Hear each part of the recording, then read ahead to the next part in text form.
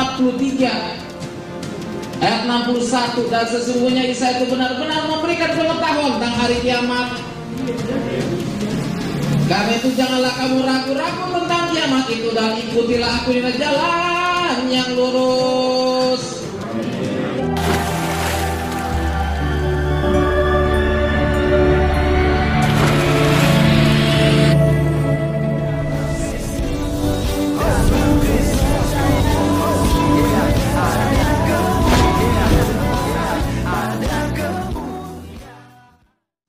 Salam Elechem Bisem Yeshua Hamasiah. Selamat damai sejahtera dalam nama Tuhan Yesus Kristus untuk kita semua. Teman-teman sekalian, pada video kali ini kita akan mendengarkan ya para murtadin ya. Ada beberapa orang yang kemudian mereka bersaksi tentang iman mereka. Waktu mereka di Islam itu mereka selalu meminta kepada Tuhan agar mereka mendapatkan jalan yang lurus ya. Diperlihatkan kepada mereka jalan yang lurus. Dan akhirnya mereka dijamah oleh Tuhan dan mereka menemukan jalan yang lurus, yaitu Yesus Kristus. Karena jalan yang lurus itu Yesus Kristus. Yesus katakan bahwa dialah jalan, kebenaran dan hidup. Tidak ada satupun yang bisa datang kepada surga kalau tidak melalui Yesus. Sehingga teman-teman sekalian, mereka menjadi percaya dan menjadi pengikut Kristus saat ini. Dan mereka juga baru terbuka mata mereka. Ternyata sebenarnya Al-Quran telah memberikan petunjuk itu, bahwa Yesus Kristus ini terkemuka di dunia dan di akhirat. Dia adalah kalimatullah, dia firman. Sesuai dengan yang diberitakan dalam Yohanes 1 ayat 1. Pada mulanya adalah firman. Firman itu bersama-sama dengan Allah, dan firman itu adalah Allah itu sendiri. Nah, oleh karena itu teman-teman sekalian, mari kita langsung saja mendengarkan apa yang menjadi penjelasan mereka berikut ini. Isa Al-Masih adalah pencipta dunia ini. Dia yang awal dan yang akhir. Di dalam Al-Quran pun tertulis bahwa Isa Al-Masih adalah yang awal dan yang akhir. Dalam Al-Quran 43 ayat 61, dan sesungguhnya Isa itu benar-benar memberikan pengetahuan tentang hari kiamat. Karena itu janganlah kamu ragu-ragu tentang kiamat itu, dan ikutilah aku di jalan yang lurus. Amin.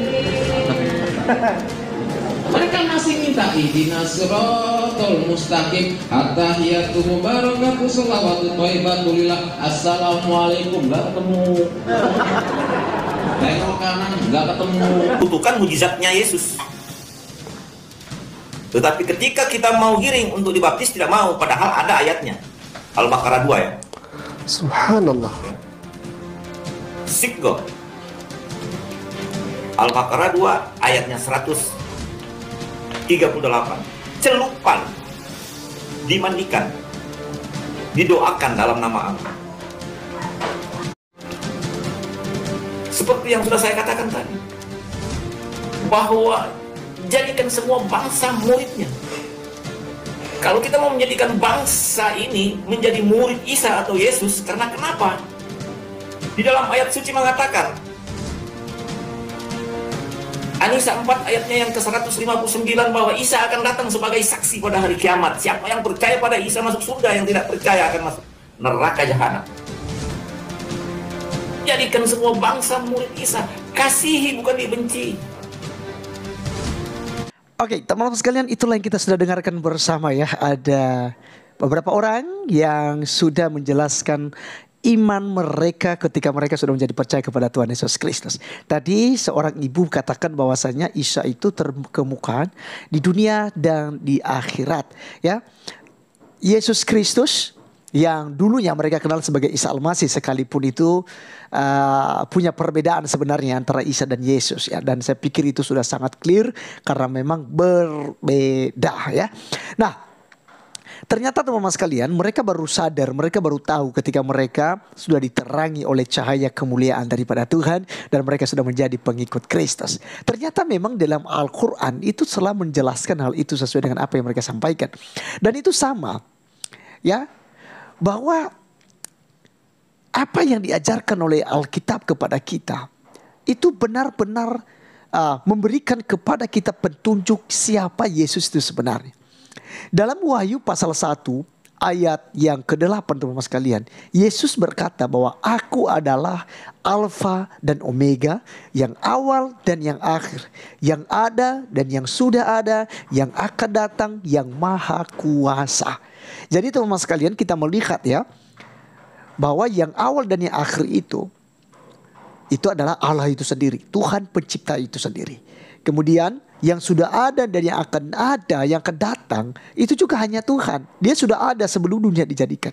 Ya. Kemudian yang maha kuasa, kita lihat yang maha kuasa ini hanyalah Tuhan Yesus Kristus. Hanyalah Allah sendiri. Tanpa Yesus Kristus itu kita tidak bisa mendapatkan surga. Karena Yesus Kristus satu-satunya jalan menuju surga. Karena dialah jalan. Nah, apakah Yesus menciptakan dunia ini? Menciptakan manusia? Ya, jawabannya iya. Karena Yesus adalah Sang Firman, Logos. Ya, Sang Logos ini teman-teman sekalian, dia sudah ada dari semula, sebelum segala sesuatunya ada. Kita bisa melihat di dalam Yohanes pasal 1 ayatnya yang ketiga. Alkitab memberikan penjelasan kepada kita di sana, dikatakan segala sesuatu dijadikan oleh Dia. Dia siapa? Yaitu Sang Firman, Sang Logos. Ya, dialah yang menciptakan segala sesuatunya. Tanpa Dia, tanpa Firman ini, tidak ada suatu pun yang telah jadi dari segala yang telah dijadikan. Nah, jadi teman-teman sekalian, pengertian sederhananya bahwa tanpa Yesus itu tidak ada suatu pun yang telah terjadi atau yang sudah ada ini tanpa Dia. Ya, jadi kita bisa memahami bahwa Yesus Kristus ini adalah Sang Pencipta. Dia ikut menciptakan karena sama kekal. Karena sebelumnya dalam Yohanes 1 ayat 1 itu pada mulanya adalah Firman. Firman itu bersama-sama dengan Allah. Dan Firman itu adalah Allah itu sendiri. Jadi sebelum dia jadi manusia, berinkarnasi jadi manusia, itu dia udah ada bersama dengan Allah. Maka daripada itu kita bisa menyimpulkan bahwa Yesus Kristus ikut menciptakan. Bahkan Roh Kudus ikut menciptakan. Karena Roh Kudus juga itu berasal daripada sang sumber, yaitu Allah Bapa, yang kita sebut sebagai Yahweh. Nah teman-teman sekalian, kemudian tadi ada seorang ustadz yang tadi juga dikatakan bahwa sesungguhnya Isa Al-Masih itu mengetahui tentang hari kiamat. Tahu dia tentang hari kiamat. Ya, dia yang akan menjadi hakim yang adil. Nah jadi di sini kita melihat bahwa Yesus Kristus itu terkemuka di dunia dari akhirat. Dia katakan bahwa dia awal dan yang akhir. Dia satu-satunya jalan untuk memperoleh surga. Jadi jalan yang lurus itu teman-teman sekalian, itu melalui Yesus Kristus. Ya, Yesus Kristus adalah Allah yang telah menjadi manusia untuk menggantikan kita dari hukuman dosa dan menebus kita daripada maut, memberikan kepada kita kehidupan yang kekal.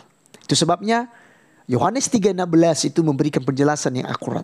Karena begitu besar kasih Allah ke dunia ini, sehingga Ia telah mengaruniakan anaknya yang tunggal, supaya setiap orang yang percaya kepadanya tidak binasa, melainkan beroleh hidup yang kekal. Jadi siapapun yang percaya kepada anaknya yang tunggal, yaitu Yesus Kristus, itu tidak binasa, melainkan memperoleh kehidupan yang kekal.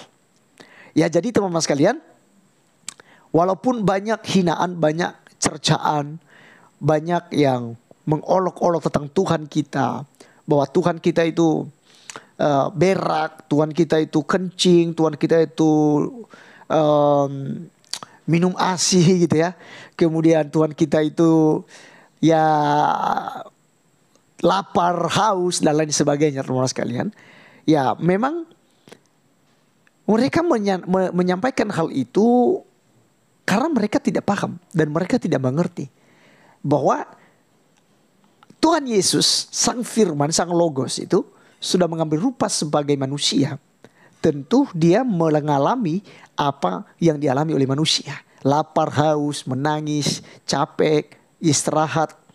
Ya buang air itu sudah pasti. Sebagai manusia normal teman-teman sekalian.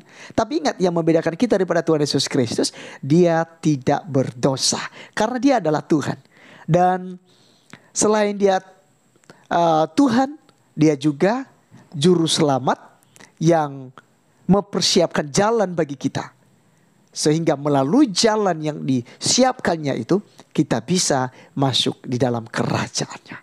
Oleh karena itu teman-teman sekalian, jangan ragu untuk percaya pada Yesus.